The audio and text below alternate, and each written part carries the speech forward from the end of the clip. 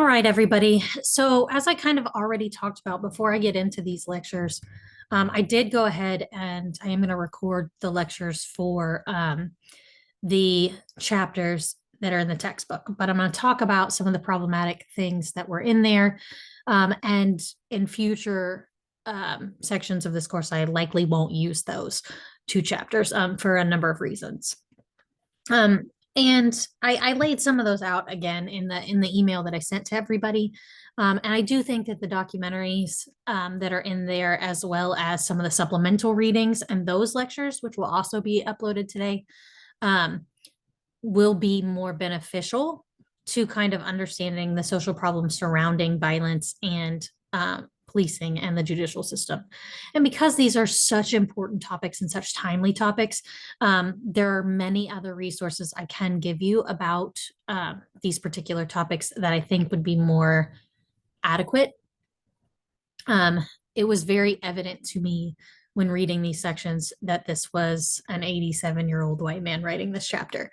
And it is something that I'm going to approach the author about, but it's something that I most definitely want to engage that conversation about how, depending on who is writing the narrative and how much they can see outside their social bubble or are willing to look at the world around them from multiple perspectives, will depend on kind of what gets written. And this is these two chapters are kind of prime example for that. And I'm likely going to come across a couple other chapters, probably the sexuality chapter and probably the race chapter, where we will also have similar conversations. And we will kind of go from there. But moving on, let me go ahead and share my screen and we will go ahead and get started. All right.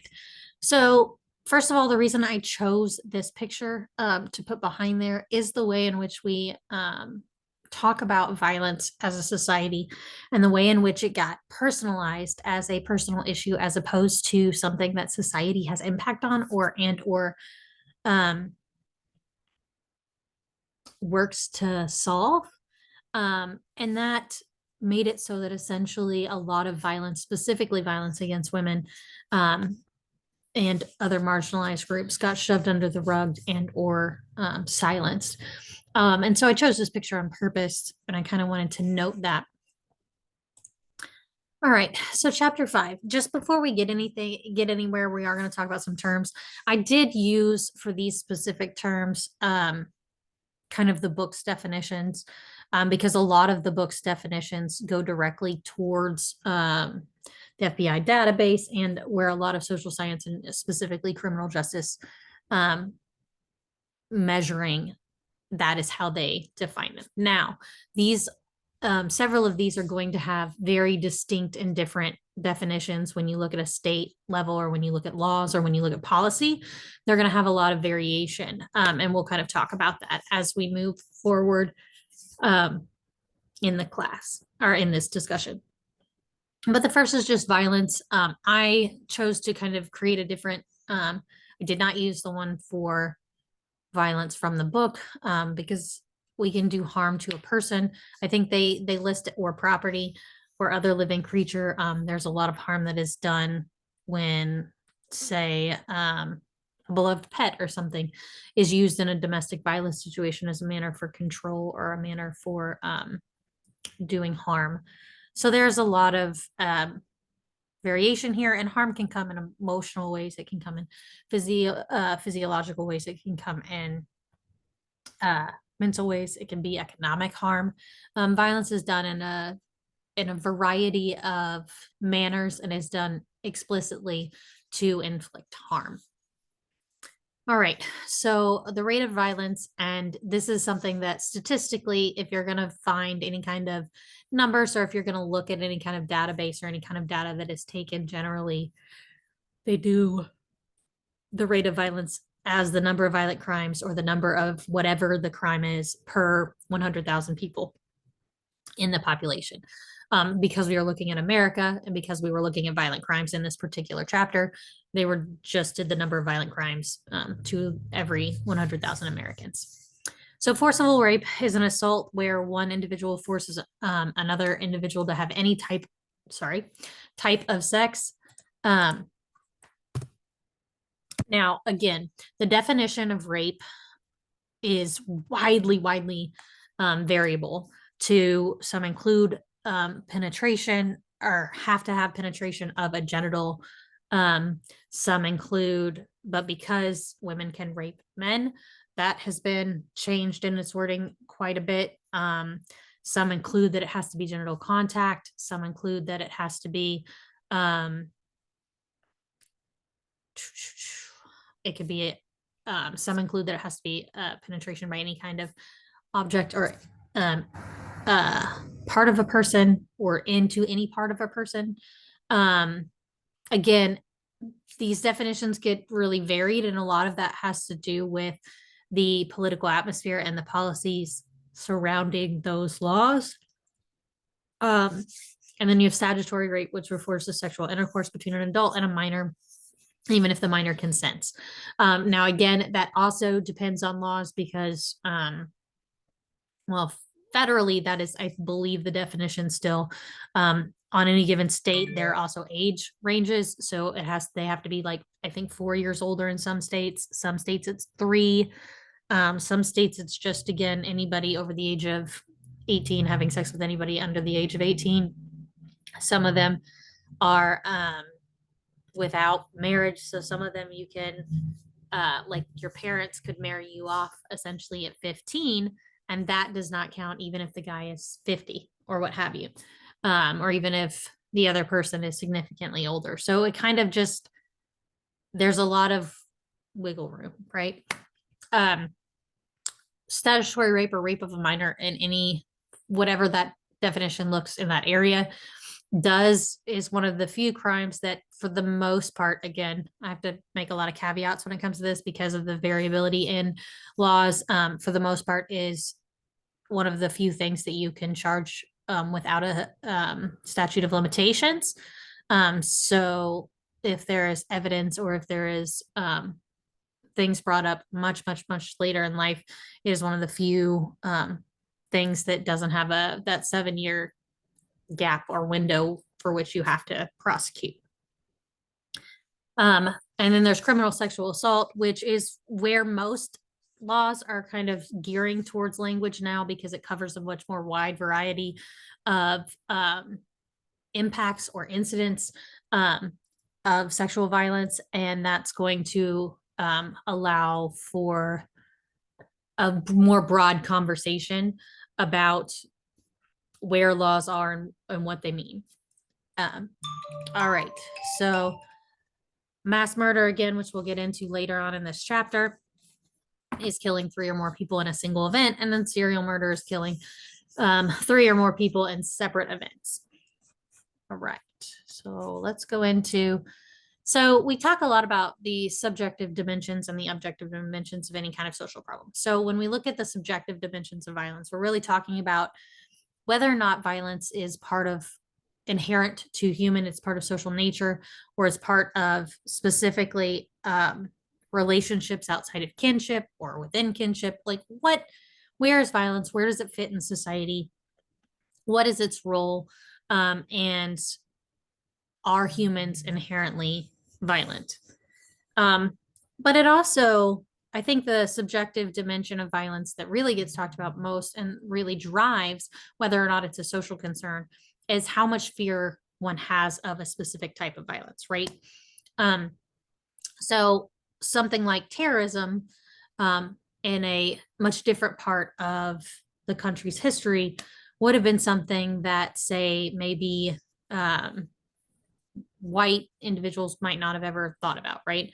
Or might have looked different for indigenous people in the lands in and surrounding the US or the colonies, depending on what time frame we're looking at. Right. So that fear of specific types of violence is going to shape and mold which kind of societal concerns we have and to what degree violence is something that we need to or feel we need to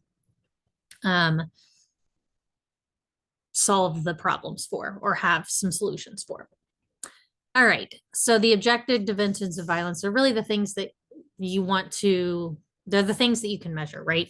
So it's rate of violence. It's, again, talking about how violence very much increased between the 60s to the 90s.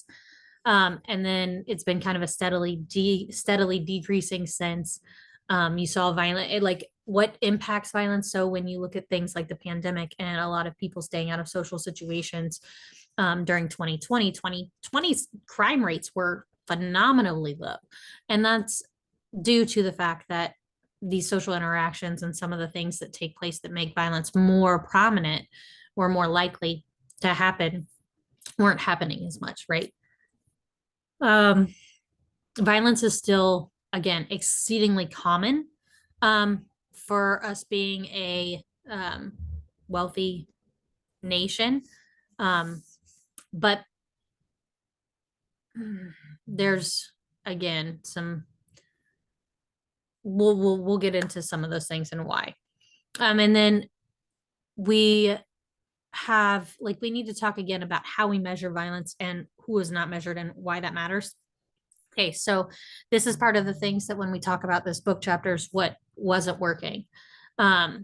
So like when you talk about statistics, when you talk about crime, generally you're talking about either police statistics through any kind of local network, depending on if you're doing something locally. You look at FBI statistics, you can look at the national crime databases, you can look at there's a couple other, there's a victims something, I can't remember the name of the survey. There's a victims crime. I'm not gonna try to fudge up the name, but there's a couple of victims specific surveys that report violence that may not be reported into police. And those are kind of done on a more general national level. And then there's also some that are more locally geared or state geared.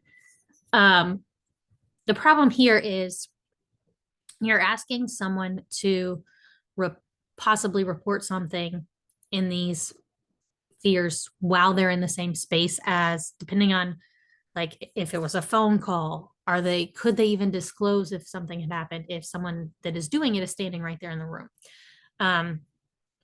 If they have to talk to mandated reporters, are they going to report these things? If they report these things to the cops once and something doesn't happen, are they going to report that it happens if it happens again? There's so many things working against and reasons, very, very valid reasons for why someone would not report a crime, whether it be voluntarily in a survey or whether it be going through the criminal justice system or that process, that make our statistics inherently wrong, right? They're not necessarily that they're not measuring something, because they are measuring essentially what crime is being or how it is being disclosed, right? The fact that we have almost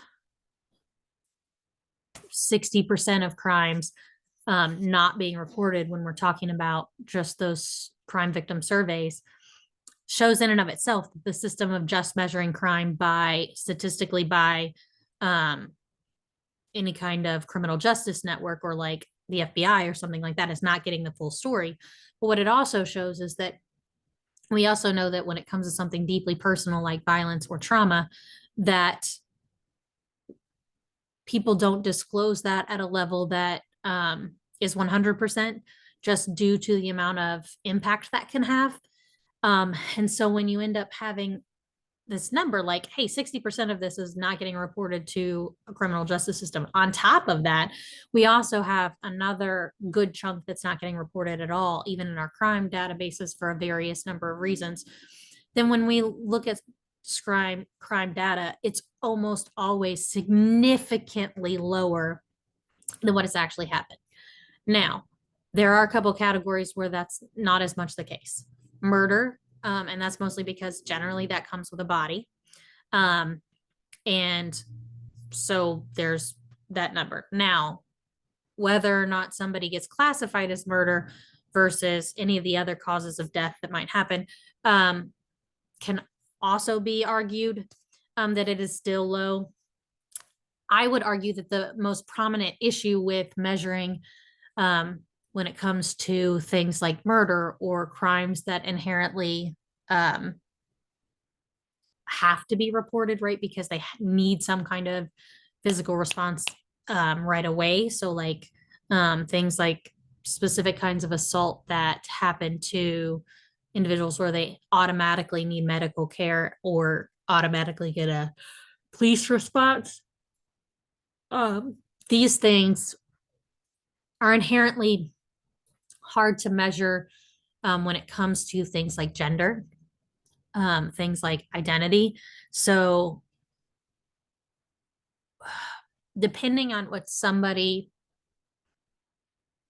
depending on who somebody is in their life and the avenues and the identities that they carry, will depend on if they are marginalized in specific ways, say maybe a trans person, or say maybe a non binary person. The likelihood that that is going to be correctly logged in the way of murders, in the way of rapes, in the way of things of that nature is highly unlikely. And that's because the people filling out those reports and filling out those data are generally not people close to them. It's generally not them doing it themselves. It's generally some kind of police officer, or it's some kind of someone from the specifically from the criminal justice world who may or may not, and statistically are likely not to affirm those particular kinds of gender identities.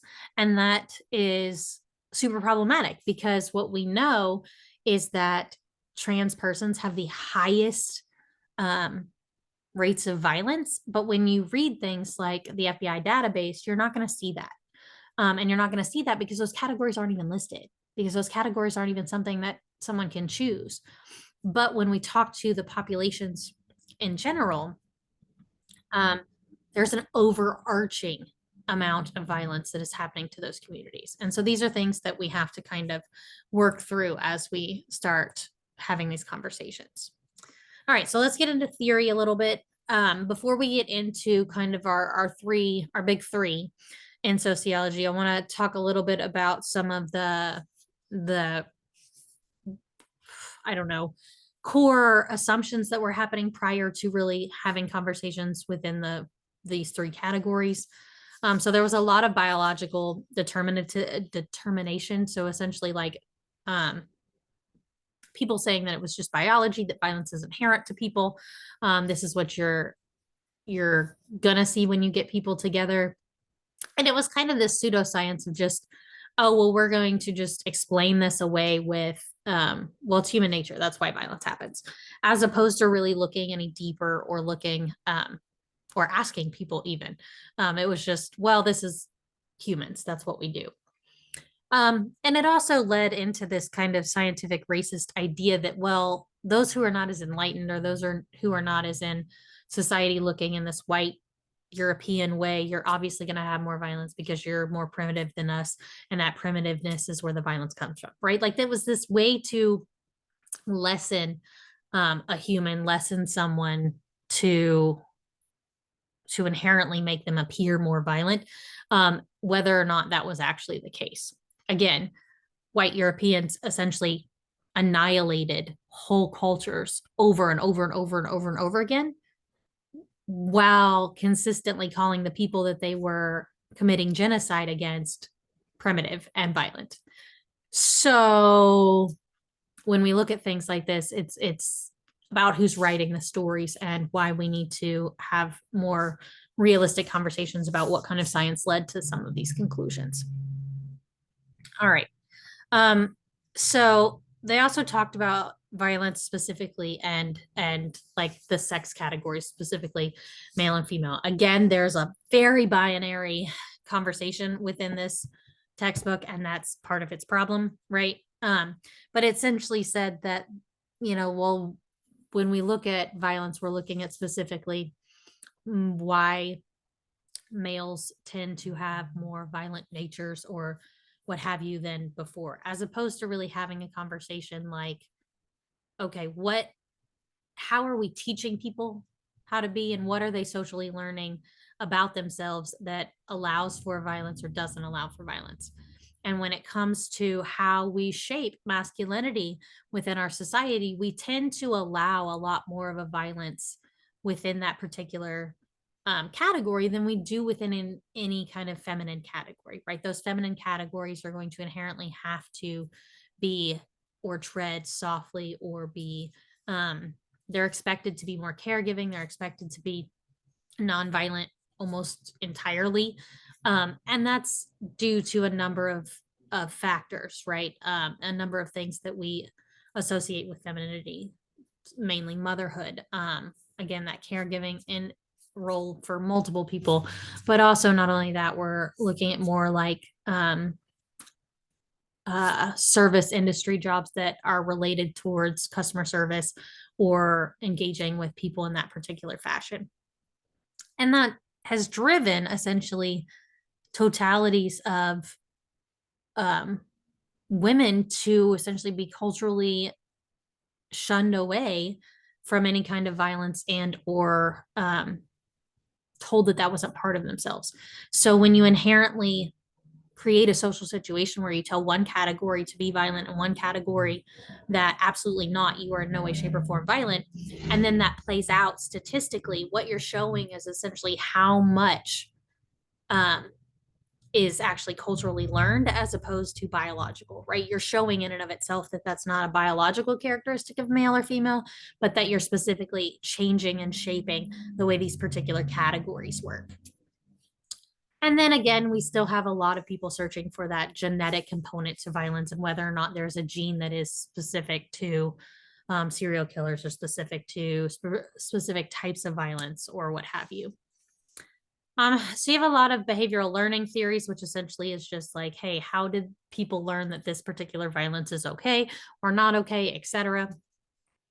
Skinner really started a lot of these, and he was talking about a number of different ideas, but the main ones that really pop out are this operational conditioning, which is that we repeat the what we are rewarded and for, and we drop with the things that we're not. So we keep doing the things that we get positive reinforcement for, whether that be in resources, whether that be in social praise, whether that be in lack of consequences or consequences that we're okay with, or etc. And we drop the things that we had that create consequences or create problems for us in ways that we don't want, then ways that we don't want.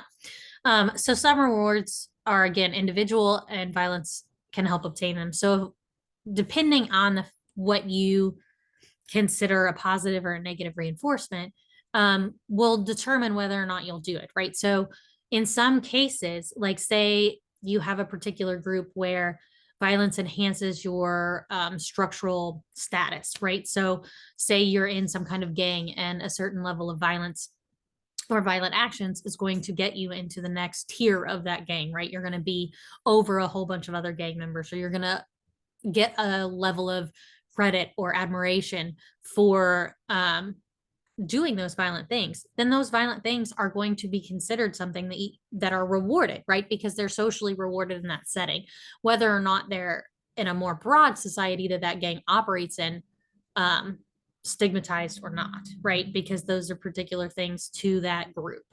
And that's what we're talking about the fact that they can be individual or they can, and sometimes violence is not looked at as this negative thing that they need to drop.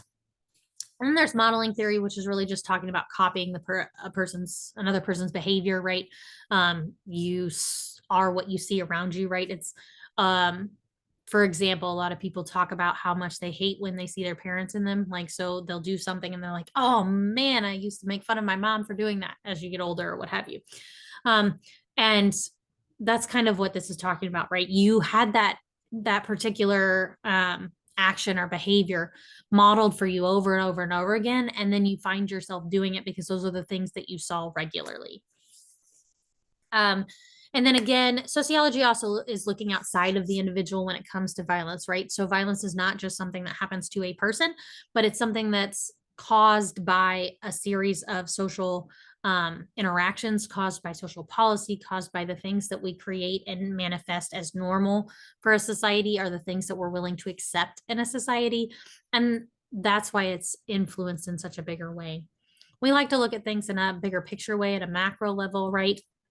How do these big, huge policy, how do these big, huge ideas of a society then put pressure on individual interactions and cause moments or issues where violence might occur? And then talking about how specifically violence is represented in society. And that's just getting into, say, our media, say, our any kind of entertainment, any kind of game, any kind of and even in specific kinds of social settings, such as um, the way in which, say, frats work or things of that nature, right? Like, how does violence impact or set the standards for particular social situations? All right, so when you get into symbolic interactionism, so we're going to talk about two main people. Again, there's a lot of people that work in these topics that are not, kind of from this or geared towards this older white male population. And so I'm going to talk about some of these big ideas that came out of some of these individuals, or are attributed to some of these individuals. However, there's a significant amount of researchers that study in any of these topics now that range in ideas and identities that shape and mold kind of how these thought processes are questions, critiqued, are supported, right? So these things essentially have a legacy in their ideas that continue, but they might be being used in very different ways. All right, so Sutherland, again, a lot of these we're talking about that modeling, those behaviors, those labeling theories. That's where you're going to get into some of these other theories and how they kind of piggybacked off of some of these ideas. And so Sutherland really looked at differential association, where people who are around lawbreakers are essentially more likely to break the law. So again, this is that modeling theory, but it's specifically talking about kind of the norms when it comes to criminal behavior and what makes criminal interactions happen. And then he also talked about how there's an excess of definitions. So these attitudes that perpetrate our own ideas. And so if we have a whole bunch of different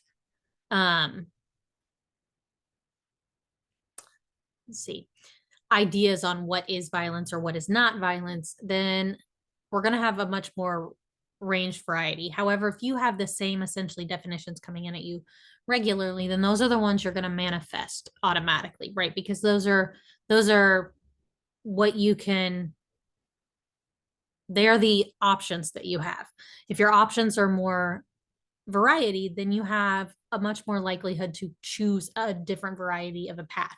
If your options are very limited and or your options specifically are geared towards one specific ideology, good, bad, or otherwise, that's what you're going to take, right? And these things are learned very early in life. All right, and then you have Wolfgang, who essentially was talking about subcultural theory and really just talking about, does the culture that you grew up in foster or approve of violence? And if they do, how does that then shape who you become? And essentially, this was really talking about neighborhood. It was really talking about where you are, what is your relationship to violence as a person. Did you go through it when you were younger? Are you in a neighborhood that perpetuates this? Are you in an area that has a lot of violence in older adults that you see as a young person, and that ends up being the options that you see for yourself as a person as you grow older, things of that nature. And then again, it talks about masculinity and its links to violence and how in which we manifest the ideas of what masculinity is within this culture. And then talking about how these theoretically work together, right? So essentially talking about the culture in which you are raised in, that particular subculture can then get you into a place where you're going to be having this very much limited amounts of definitions of specifically what your options could be as a human. And that's going to essentially work together to shape how you view masculinity and where you learned it, if that makes sense. All right, so functionalism. Essentially, Durkheim, one of the forefathers, if not the forefather of sociology, that does not mean necessarily that he is the only one. It just means that these are people who really started and maintained the idea of a social science specifically catered to society.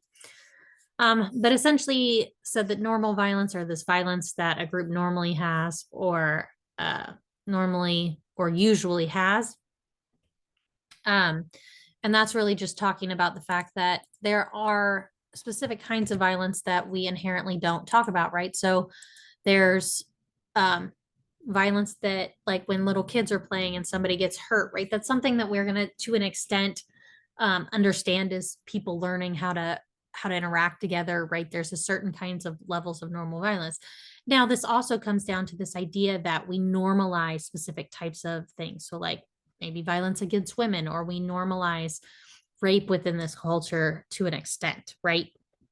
I would say to a large extent, but I specifically work in sexual violence prevention, so I have a specific lens through which I see this, and specifically are working towards shaping and molding how society engages in these topics. Then he also talks about how society regulates individual impulses and desires, and that again comes through this like positive or negative reinforcement, right?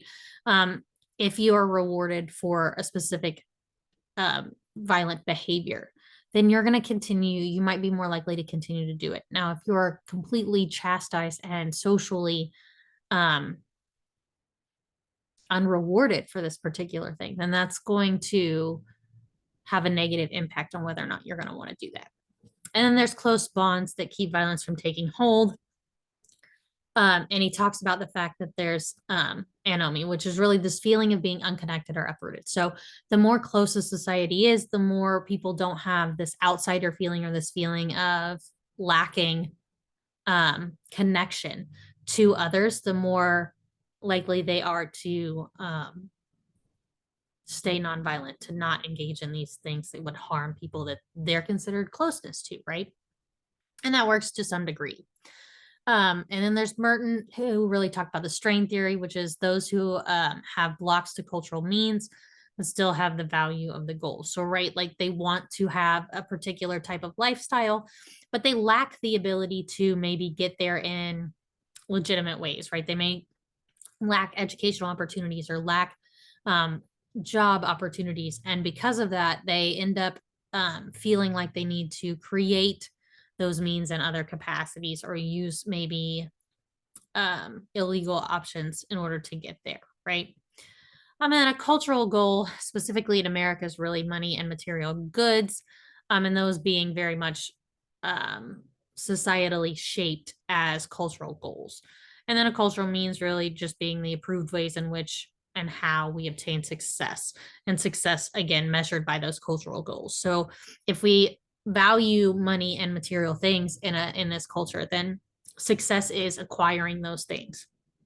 And if we can't acquire those without monetary funds, and those monetary funds are tied up into jobs that we have no access to, whether it be that education or what have you, then there's the possibility of gaining those funds from maybe drug dealing or any kind of other alternative that may be illegal in some sense, but maybe getting you this success, or getting you the options to get to that particular kind of success.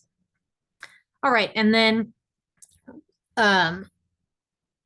we have control theory, which is really just this theory where it talked about we are all assumed inherently violent, and whether violent happens depends on the success of the social control measures.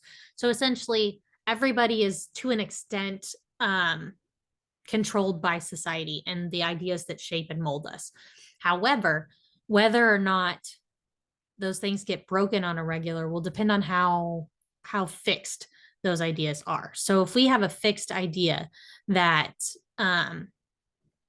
beating a kid is wrong, say, for example, then, and those control measures are essentially all of the things, all the negative outcomes that would happen to somebody if they did that, then that whether or not that happens in society is going to depend on essentially whether or not those control mechanisms are working.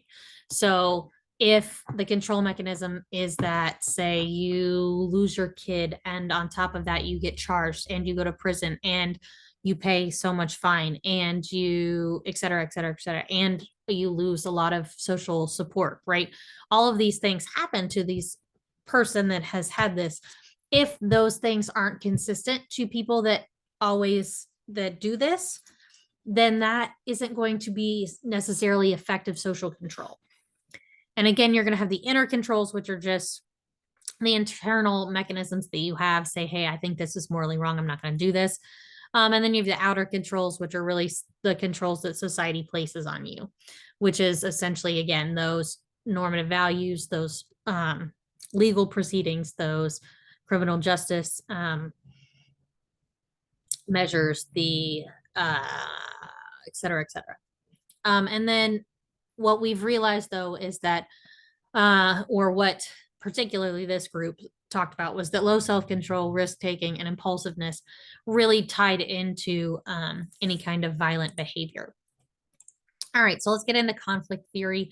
So the main core tenet of conflict theory is that there are limited resources and that there is competition over those limited resources.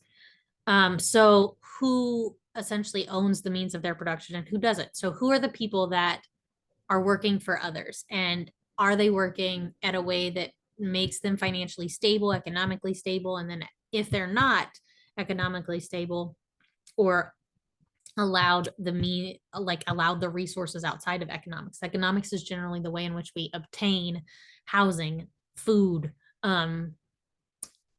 it's even the way we obtain social networks to an extent. It's the way in which we obtain education for ourselves and our family, et cetera, et cetera. If we don't have access to those things, but we see that other people do, or maybe doing something violent is going to obtain me the money I need in order to feed my kids, et cetera, then there's going to be things that are going to create these economic competitions, or these competitions in general, to acquire and be able to acquire not only basic resources, but also the ones that we consider successful resources as we move through society. And so, again, via conflict theory, the more economic struggles there are, the more violence there is in a society. And then it also talks about how exploitation underlies violence. So violence being done in the way of exploiting workers, in the way of exploiting one's position. So as part of capitalism, it's inherent that the working class has to essentially think that other members of the working class are constantly trying to compete for their resources in order to not band together to overthrow those who are actually being the ones exploiting them, right? If you don't create those internal struggles of the working class, then those people are going to work together and be like, hey, wait a minute. There's this one dude who's paying our paychecks and he's treating us all unfairly. Why don't we stop working for one dude, right? Like, or why don't we overthrow this system and create a system that works for everybody, right? And the reason that doesn't happen is because, well, if we're worried about feeding our family and this person over here I'm being told that he's trying to come for my job, then I'm more likely to have competition with this particular person or this particular group that's been told to me is wanting my jobs than I am to say, hey, wait a minute, let me look at the top who's actually paying me and see if they're actually doing so in a way that makes sense and is viable for the way of life, if that makes sense. All right. And then again, misdirection of violence between those who are frustrated instead of those who create those circumstances. And that's what I was just talking about. And then the capitalist class is the most violent. When we talk about that through environmental degradation and through exploitation of workers, through poor working conditions and sometimes toxic working conditions, by creating unlivable wages and pitting groups against each other. So really talking about the fact that a lot of societies conflicts, or a lot of society's violence, stems out of this idea that there is limited resources and we're fighting over that, and that stability that comes with those resources. And that because they're the 1% or the capitalist class essentially make these rules or make this situation how the hierarchy essentially plays out, economically, that they in of itself create and perpetuate the most of the violence that happens within our society. All right. I'm going to pause here and then we'll come back and we'll talk about gender and rape specifically because I already have a lecture on that. I'm going to be hopefully flying through that fairly quickly. I get a little talkative when it comes to that particular topic though. So I'm going to stop here and then we'll go from there.